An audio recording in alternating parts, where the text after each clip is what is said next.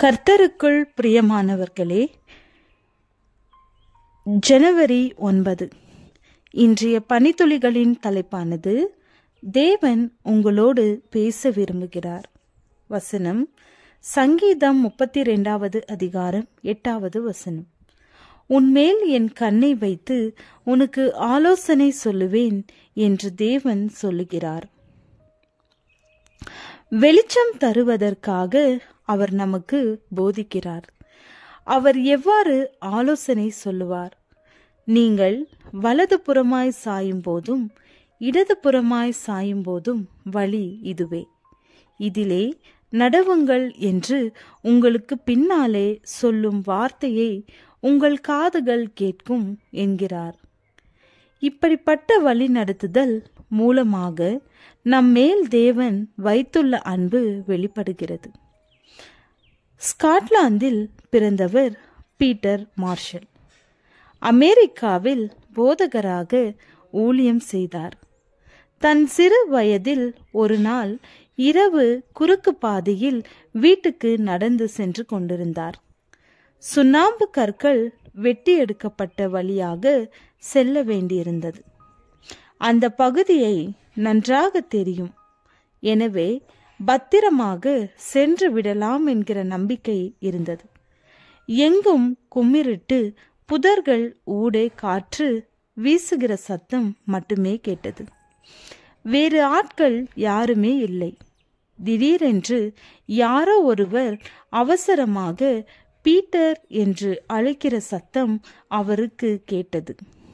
அவர் அப்படியே நின்று விட்டார். யாரது? உங்களுக்கு என்ன வேண்டும் என்று கேட்டார். பதில் எதுவும் இல்லை. மீண்டும் நடக்க முயன்றார். பீட்டர் என்னும் குரல் இன்னும் அவசரமாக ஒலித்தது. பீட்டர் தனது கண்களை குறுக்கிக் கொண்டு முன்னே பார்த்தார். எதுவும் தெரியவில்லை. முழங்கார் படியிட்டு தரையை தொடர பார்த்தார். தரை தட்டுப்படவில்லை.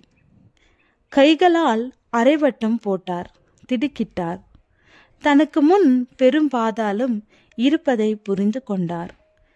சுண்ணாம்புக்கள் வெட்டி எடுக்கப்பட்ட பள்ளத்தில் விளிம்பில் தான் நின்று கொண்டிருப்பது புரிந்தது. இன்னும் ஒரு அடி எடுத்து வைத்திருந்தால் அவர் பாதாளத்தில் விழுந்து சிதறி போயிருப்பார்.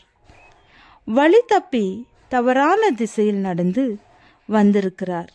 ஆனால் தேவன் அவரை பெயர் சொல்லி அழைத்து அவரை காப்பாற்றினார். உங்கள் பெயரும் அவருக்கு தெரியும். இப்பரந்த உலகத்தில் நீங்கள் ஏதோ ஒரு தூசி அல்ல. நீங்கள் அவருக்கு முக்கியமானவர்கள். உங்கள் எல்லார் மேலும் அவருக்கு அக்கறை உண்டு. உலகத்திலே வந்து எந்த மனுஷனையும் பிரகாசிப்பிக்கிற ஒளியே அந்த மெய்யான ஒளி என்கிறது.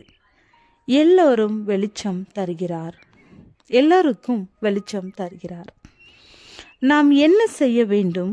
தேவன் சொல்கிறார், நீங்கள் என் சமீபத்தில் வந்து நான் சொல்வதை கேளுங்கள். நான் ஆதி முதற்கொண்டு அந்தரங்கத்தில் பேசவில்லை. அவர் வெளியரங்கமாக பேசி வருகிறார். ஆதி முதல் அப்படியே பேசி வருகிறார். ஏனெனில் அவர் உங்களோடு பேச விரும்புகிறார். அது அவருடைய ஆசை. ஜெபம். தேவனே, காதுள்ளவன் எவனும் கேட்க கடவன். விசுவாசம் கேள்வினாலே வரும். கேள்வி தேவனுடைய வசனத்தினாலே வரும். ஆமென்.